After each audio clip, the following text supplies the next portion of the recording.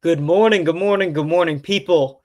Welcome to Morning Drive. I'm your host, Thomas Curtis. Thank you so much for bringing me on your morning drive. It's episode 11 on August 2nd. Happy Sunday, everybody. We've got a lot to talk about. Trade deadline really heating up. Ceddanne Rafaela is a superstar, and much, much more. A lot of baseball going on today. I mean, what can you say? The Red Sox up 2-0 in this series against the Dodgers on Friday morning. I was saying, let's get 1 out of 3, get out of the West Coast, and come back and play some baseball at Fenway. Um, they're 59 and 51 now. They're 57 and 51 when I said that. So that's 2 wins. My goodness gracious. Last night was just a ton of fun. I saw Spider-Man on Saturday night, and I was at the Sea Dogs with family. So, Friday night's game kind of more of a blur to me than anything, but still a great win when you look at the box score, and I'm mad I missed it because they scored 9 runs against the Dodgers. So yeah, Red Sox really, really rolling. It's August now, but they don't seem to care that it's not July anymore. So it's the morning drive presented by Schofield Sports Performance and the Reed Allen Community Fund. We'll talk about both of those later as we get further into the episode. But first, we've got the news. And the biggest news of the trade deadline, kind of the foregone conclusion it felt like since, May when Detroit was really out of it. They send Cy Young winner from 2025, Tarek Skubal, to the Dodgers. The Dodgers lost 2 games to a lineup featuring Jarren Duran and said, we've got to make a move. They send outfield prospect Zaire Hope, one of the best prospects in their system, and I believe number 4 on Baseball Pipeline's top 100. Right-hander River Ryan and right-hander Brady Smith. Brady Smith, went from trading Pokemon cards to being in the Tarek Skubal trade. So good for him. Shout out to Brady Smith, friend of the program. River Ryan's like 30 years old. It's really all about Zaire Hope. I think Ryan probably ends up middle of the rotation starter, is what Peter Apple from Just Baseball says. But Zaire Hope seems to be really the prize of this deal. And I think you're going to get into the Dodgers ruined baseball conversation. I try to avoid that because, like I told Brady Mullen, Dodgers fan, get out of here. I'm in the business of saying don't send your best players to the Dodgers for pennies, and they get mad that the Dodgers have all these good players for pennies, right? Like, it's stupid. It's stupid. You've got to be a different sort of dumb or just not understand the game of baseball to understand why the Dodgers keep getting these players. They've got a really good system, and you look at their lineup, and I think a lot of casuals will say, well, they don't develop anybody. But how do they get these players? They develop guys that kind of don't pan out. If you go all the way back to the Mookie trade, it was Alex Verdugo, Jeter Downs, and Connor Wong. Connor Wong's still on the squad, but not very impact players, but they were highly touted prospects. They are good at developing guys that are projectable, and have a good chance at being high-level major leaguers. Um, and so, screw your no development, right? Like, they do develop guys, and for whatever reason, teams are infatuated with their prospects. Maybe it's because they play in the PCL and the numbers are really great for hitters, or some other reason. But it's not like Otani they signed. They do have the money and the wherewithal to go out and pay for free agents, but that's what this game is. Like, you pay money for the best players to come play for you, and they do that. But a majority of the time, they're trading for players. They traded for Freddie Freeman. They traded for Mookie Betts. They traded for Teoscar Hernandez. They traded for Max Muncy was developed. But when a lot of the players they traded for it. They signed Blake Snell, but you know what I'm saying. So the Dodgers, while it hurts that Skubal is on the Dodgers and the Dodgers are really good, as an AL guy, as a Red Sox fan, who cares? That takes Detroit out of this race, essentially.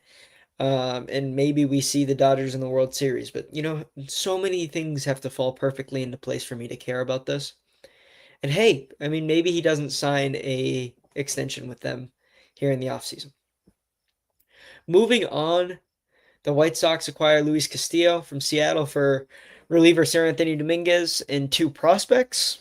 The White Sox needed starting pitching. They've got some good pitching from Davis Martin this season. They've got some good pitching from Sean Burke. Like they've got some spot starts here and there that have been good enough. That lineup's just so good that they're in competition in the AL Central. Luis Castillo, not an awesome arm so far this season, but has been a really good professional pitcher dating back all the way to 2017 when he was with the Reds. It's a 5.06 ERA. It's really not good, but a career 3.65 guy. 87 wins, 93 losses because he's played in Seattle and Cincinnati. But this is a guy that will eat innings, and if that bullpen gets boosted a little bit here this trade deadline, can get you to that bullpen. Some of these guys are getting to 2 or 3 innings and they're getting shelled and taking you out of games. Luis Castillo, as much as it's a 5 ERA, like it could very well be a 3.8 to end off this season. So a good deal for the White Sox. I don't think it takes them out of the business of another starting pitcher. I think that's the sentiment I've seen online for this deal. If I were the White Sox, I'd need one more, maybe projectable arm. Maybe not as workhorse as Castillo is, like somebody that can really be a top of the rotation arm that, maybe you're buying low on, or he's a prospect and you think you can bring him up, but like you need another arm in Chicago, because we'll get over to their depth chart. Teams, White Sox. Their starting pitchers, you've got Davis Martin, Sean Burke, it's Luis Castillo now, Anthony Kay, and then Noah Schultz has been really bad. Eric Fetty's really not that great. Like you would like one more, right? Jose Urquidy's got a 4.5 ERA. They just got him, but it's a 4.59 FIP. Like they don't have a FIP below 4. It's not a really good staff, and I think if anybody were to see the White Sox in the playoffs, they wouldn't be worried. Next up, the Braves acquire Lane Thomas and Bailey Falter from Kansas City. Lane Thomas has been, a decent hitter. He's always been a pretty good player for whoever he's playing for. He's played for, Washington and now Kansas City. It's 232 this season, 326 OBP, 393 slug, 101 weighted runs created plus. You get into the Braves depth chart. Again, AL guy. Like, who really cares about the NL? But this is a deal you need to make. So Michael Harris will play center field. Acuna, when he comes back, will play right field. So it'll probably be Lane Thomas in right while Acuna ramps up, and then Mike Yastrzemski and Mauricio Dubon in left. Just another, league average bet. I think they were struggling to cobble that together when Acuna was out, and so there it is. There's the deal, and they pick up Bailey Falter as well. Kind of a projectable guy, and they needed starting pitching innings. The Pirates acquired Duvall from the Yankees. Camilo Duvall, the famous John Boy Media video. Never worked out for him, and it doesn't seem to work out when they buy relievers from low markets. I think Bednar is kind of an outlier there, but it's tough to pitch in the Bronx, and especially in leverage when you want them to pitch, or these guys to come in and pitch in the 8th inning when they've been closers their whole career in markets that it doesn't really matter. Ugh, I hate saying that, but it doesn't really matter.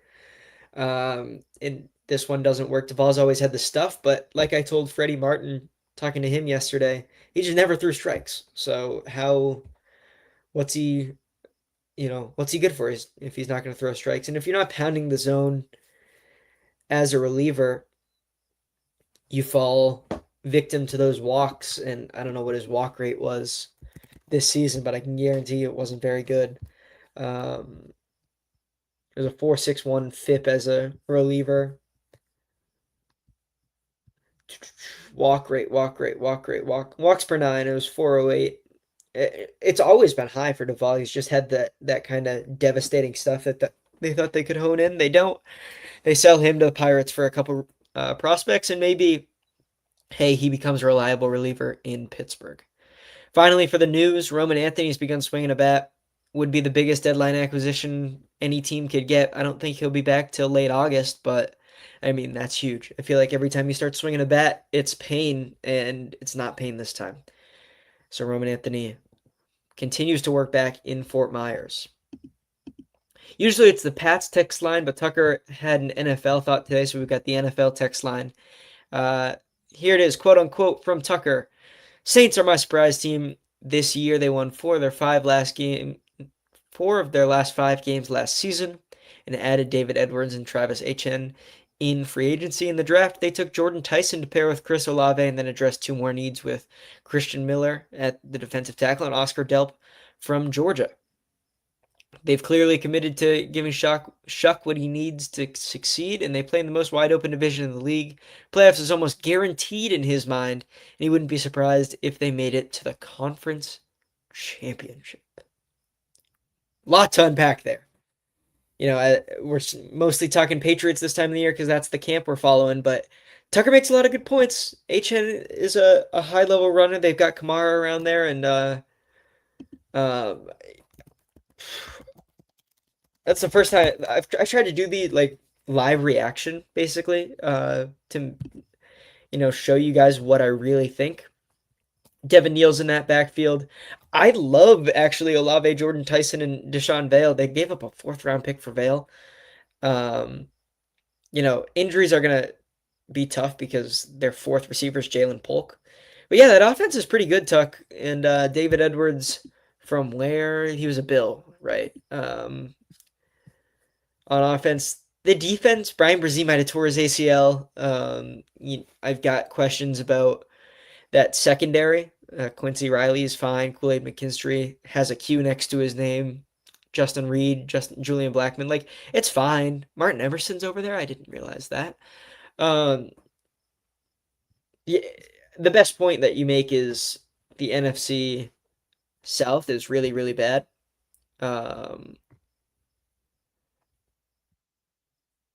Sorry, we get somebody in the chat. I can't read that. They've got, where was it? Oh, NFC South. That's a bad division. When you really break it down, it's not a good division. And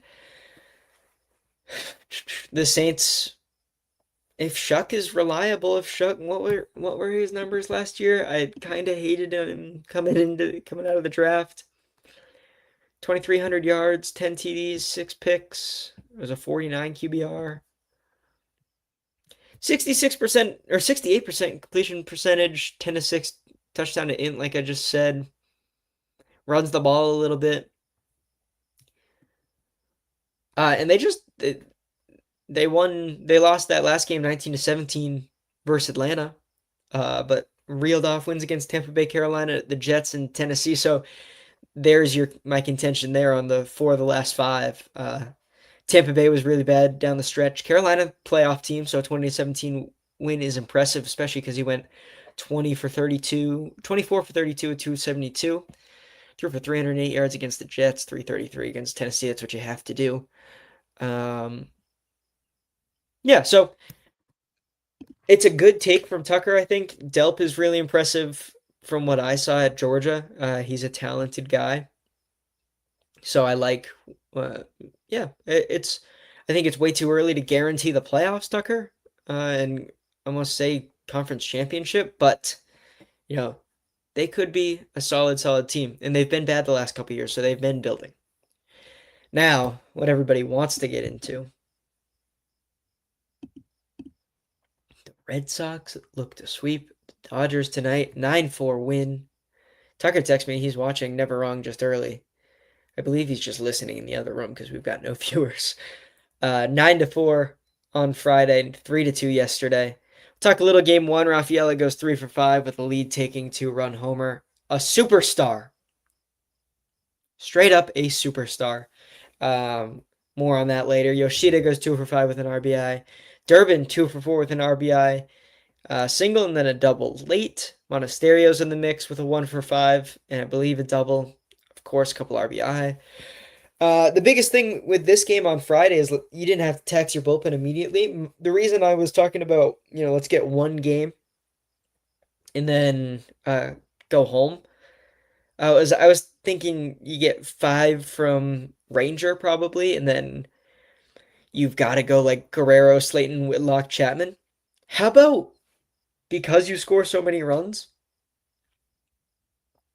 Because you score so many runs, um, got another text. Lost my train of thought. Because you score so many runs, you can go Ranger for 4 2/3. Moran finishes that inning, gives up the homer to Ohtani. Of course, like Ohtani's the best player in the world. And then you go Bayo for the rest. What did Bayo do? I should have his stat lineup, but I think he went 4 innings, 3 Ks, 4 hits, no earned.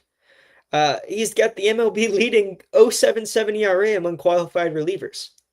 What? Like, if you told me that when he blows up against the Orioles and is pouting on the mound and refusing Narvaez to come out to him, like, I thought we were DFAing him. I thought he was not going to be on the Red Sox after that. He goes to AAA, and props to this guy because he goes to AAA, doesn't make any bullshit comments, and just does his job, tinkers a little bit, and he's still nibbling a little, but he's literally moved those nibbles over, 6 inches. Maybe that's too much. 4 inches to the right if he's on the left side of the zone, and to the left if he's on the right side. Like, he's just living more on the black than he was, and the command is really impressive. I don't know what his walk rate is, but it's got to be really high on the rankings.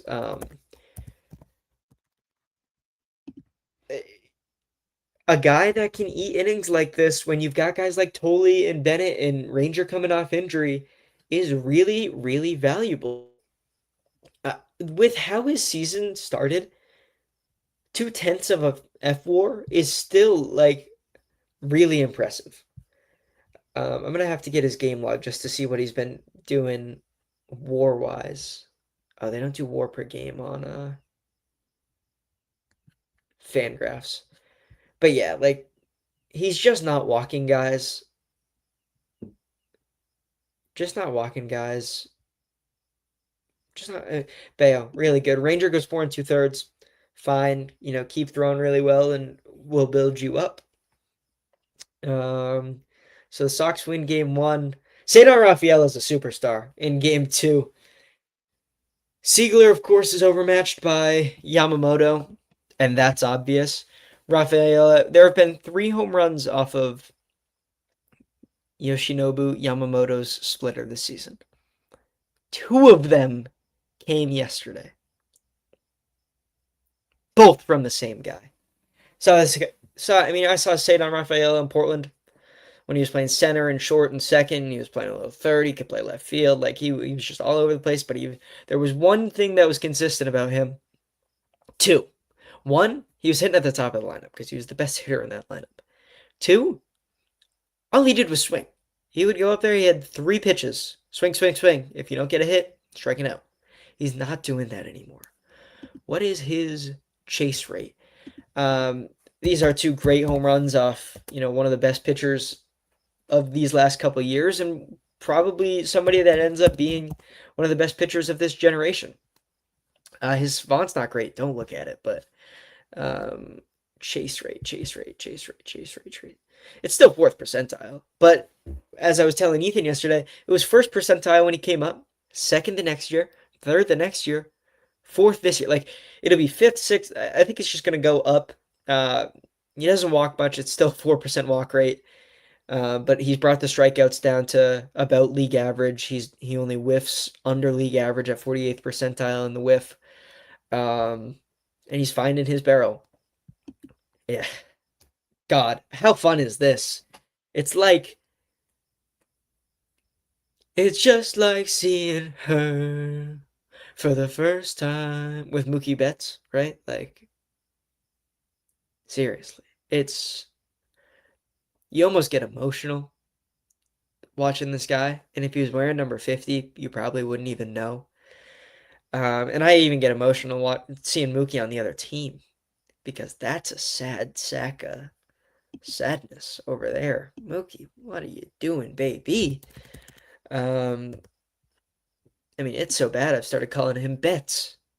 232, 13 bombs. Like you would literally rather have Ceddanne this year. I wonder if Ceddanne played shortstop, what the OAA and what the DRS would look like. And if you'd still just completely prefer Ceddanne. It's interesting. I miss Mookie. But this isn't bad. It's not bad.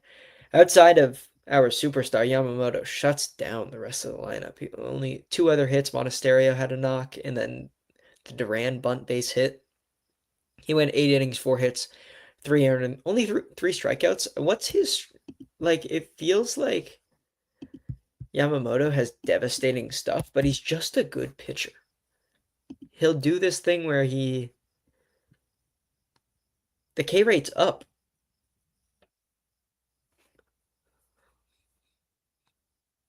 Yeah.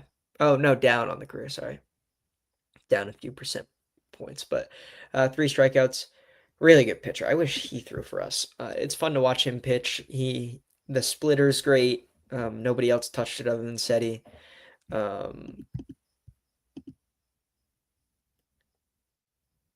Sam, welcome in. Says bought him a 10-year contract, probably. Ceddanne? He already has one. What's his contract details? We paid him last offseason. It's a bargain. Ceddanne Rafaela contract, 8 years, $50 million. I think I saw a tweet. He's generated like $100 million worth of WAR already because he's so good. Craig. Oh, Duran, I mean. Yeah. The bunt base hit. We can get into that. I think that's actually next. Monasterio gets on, shout out. Duran, it's a double, so Duran bunts him over to third, and then Wong bunts him in, right?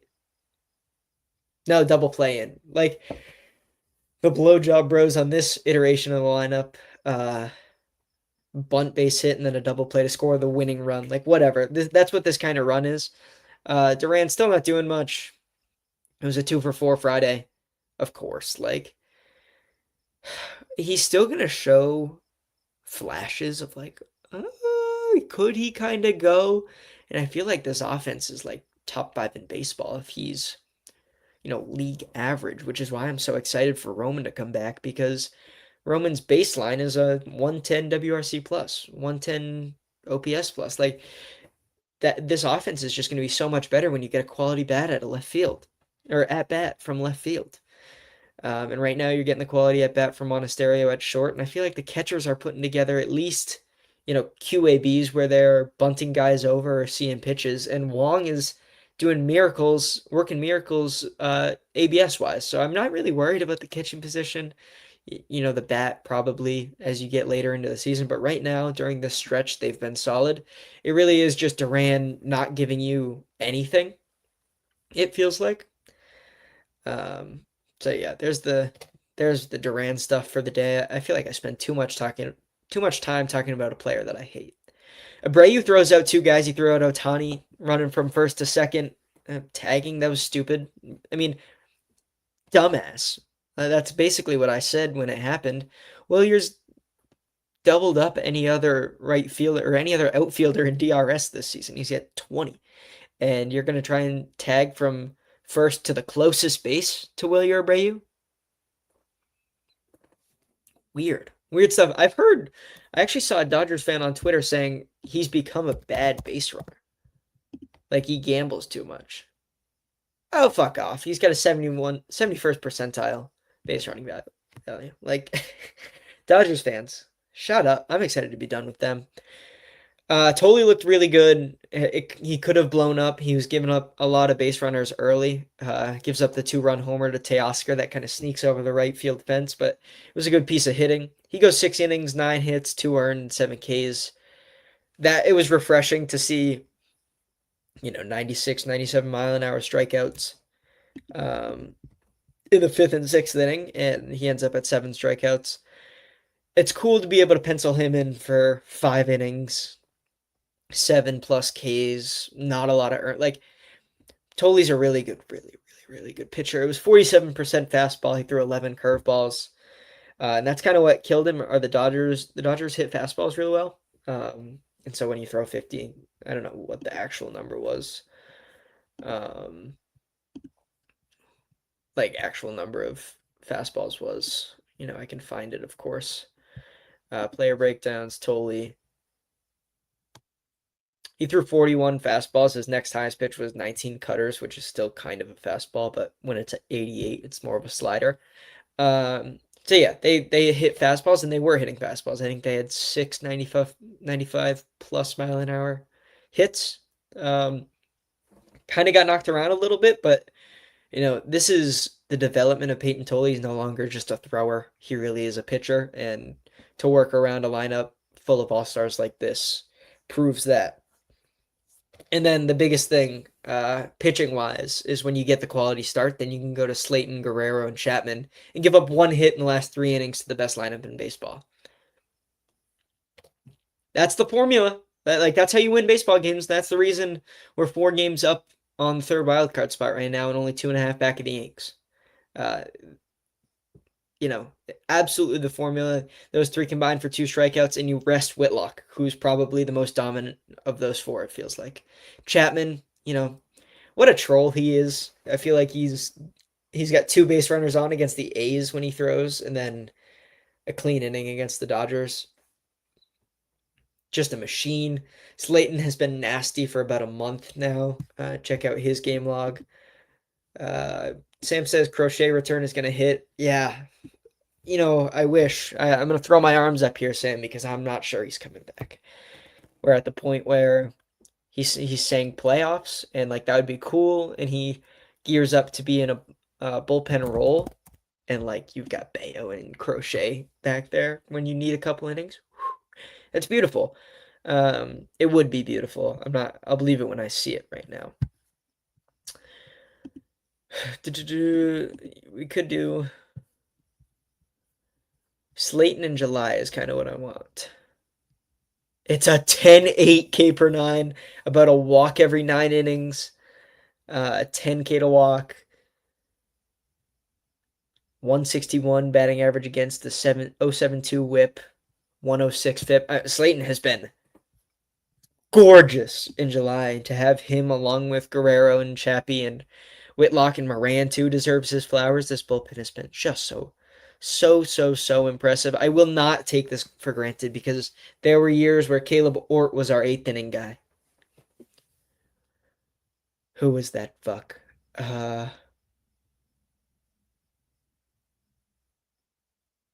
Who was that guy? I'm thinking 2021. I mean, Brazier, of course, but there was another guy, but it's like Brazier and Ort and all these guys. I'm going to look up 2021 Red Sox bullpen, and I'm going to kick myself for not knowing this name off the top of my head.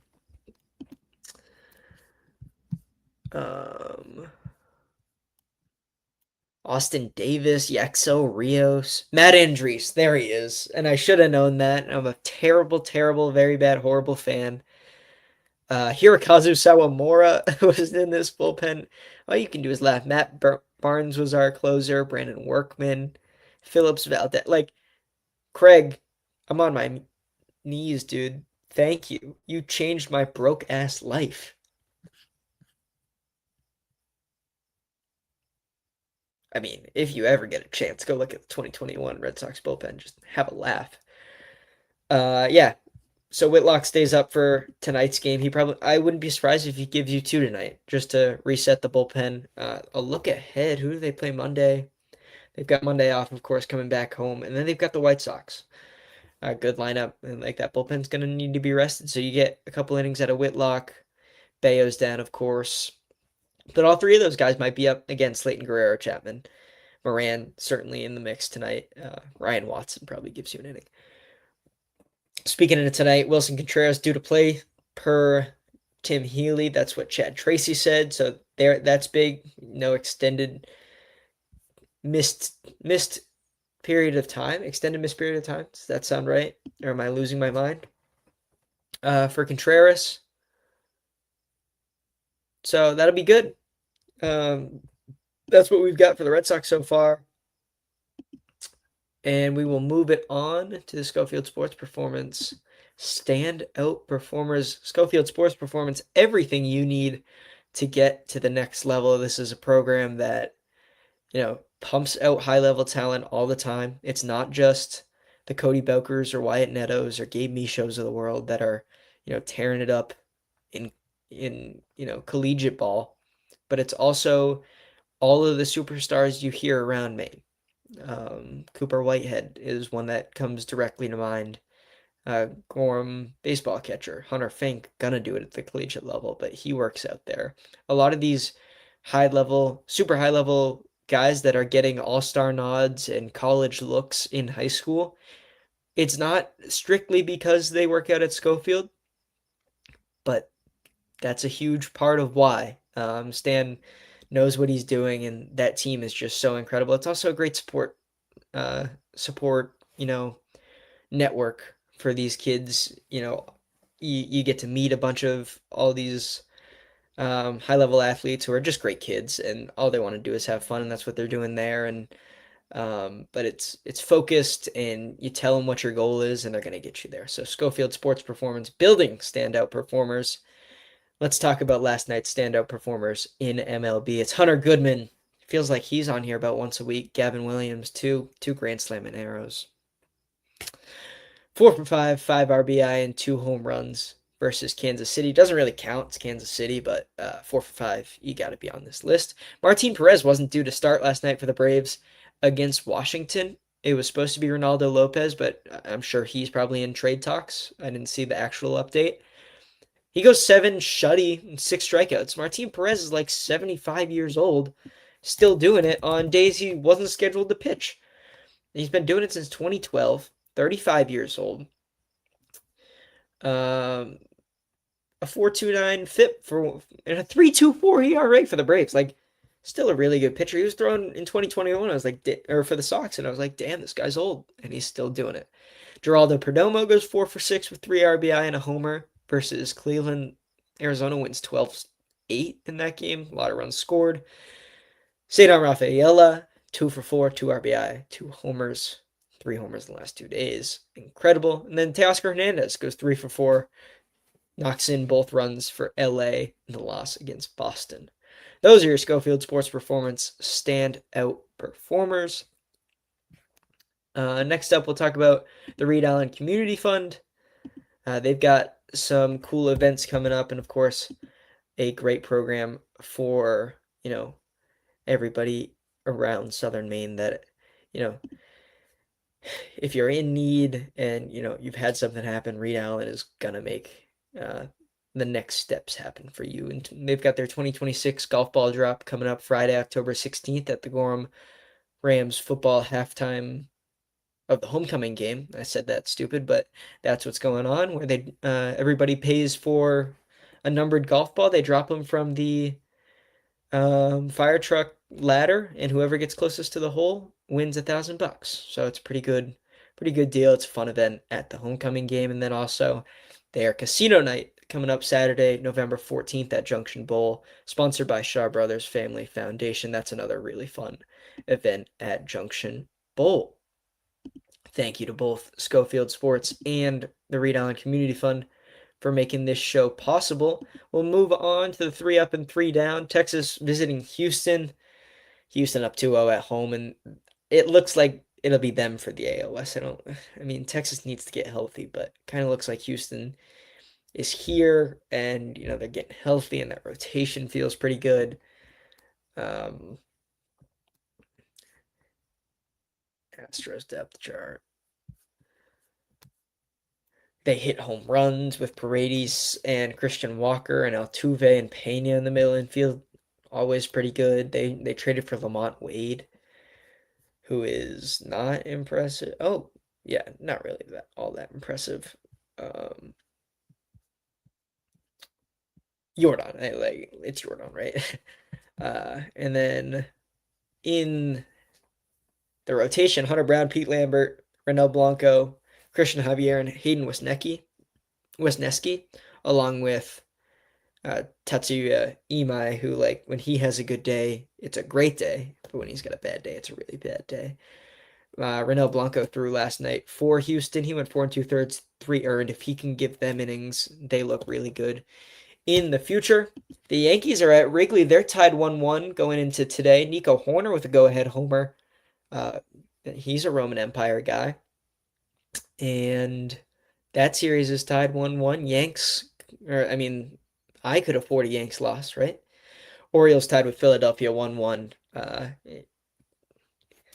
Oh my goodness. And I do that once an episode. I should sponsor that too. If anybody would like to sponsor the Hit Mike, let me know. Checking out the standings in the AL. Orioles 1.5 back of the Twins, who have the third wild card. Sox up to 4 games above the Twins. That's what I've got for Morning Drive 11. Thanks for joining me on August 2nd. We've got the trade deadline episode coming up with Jake Sonola of Bleacher Nation. That'll be a really fun one. It'll be the first guest of the Morning Drive. Look out for that on Monday, August 3rd in the morning. We'll be recording that this afternoon, but it'll drop Monday morning. Thanks for watching. Thanks to Schofield Sports and the Read On Community Fund for sponsoring. We'll catch you in the next one.